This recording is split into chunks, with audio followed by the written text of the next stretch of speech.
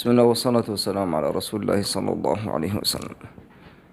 الطفل هذا يعاني من مرض مزمن صبغي، وهو من الأمراض البسيطة والسهلة الحمد لله تعالى، لكن طريقة المعالجة كانت طريقة سيئة جدا. كي الجسم كاملا أشد وأسوأ من المرض بسيط جدا، ليس له أي إشكالية وليس له أي مشاكل، يعيش حياته طبيعية جدا. لكن الآن نعالج الآثار المترتبة على الحرق والعدوى التي حصلت الطفل المسكين هذا. نسأل الله العظيم لنا وله الشفاء والتوفيق ودمتم.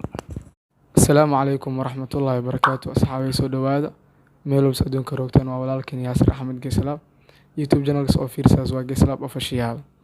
Maanta waxaan soo aadnay isbitaal ka yaalo magaalada Muqdisho oo la dhahayo Fayo Cleaning Skin and Dental Care. Isbitaalkan waxaa iska yaala isgooska dabka, gaar ahaan saldhigga waa bari kasoo horjeedshii Dr. Samiir oo qaabilsan skinka. Canugiina waa kana, waxaana la jirtay canuga maamadiis. بسم الله والصلاة والسلام على رسول الله صلى الله عليه وسلم. الطفل هذا يعاني من مرض مزمن صبغي، وهو من الأمراض البسيطة والسهلة الحمد لله تعالى، لكن طريقة المعالجة كانت طريقة سيئة جدا.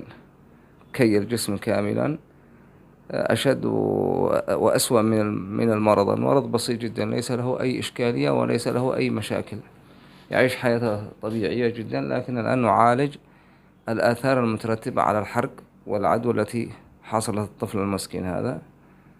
نسأل الله العظيم لنا وله الشفاء والتوفيق ودمتم.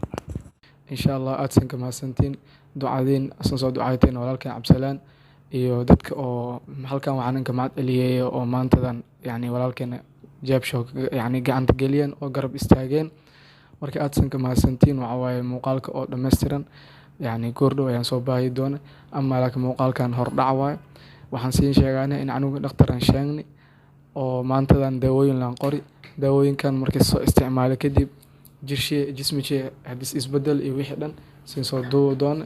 Aadsan ka mahadsantiin, muuqaalkan halkan ayaan ka soo koobaan. Assalaamu calaykum waraxmatullaahi wabarakaatuh.